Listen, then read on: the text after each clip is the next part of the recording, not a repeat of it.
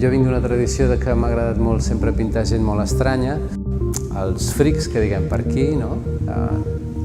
Gent inadaptada,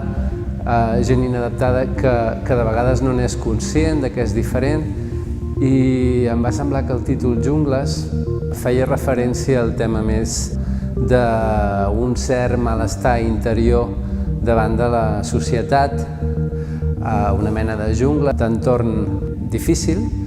Llavors vaig connectar el tema dels dandis, que és el que he estat fent últimament.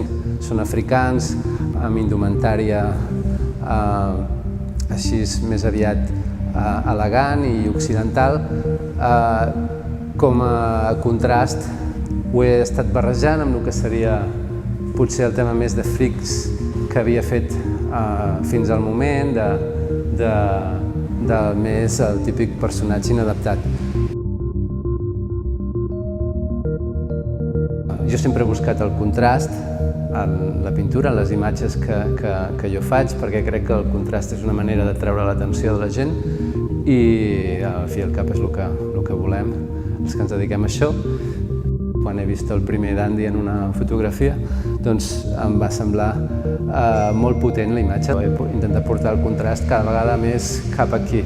La meva pintura poder fins ara era més explicativa, donava més importància al concepte, al que volia dir, però últimament m'he donat compte que m'atrau més la part més visual i decorativa de la pintura.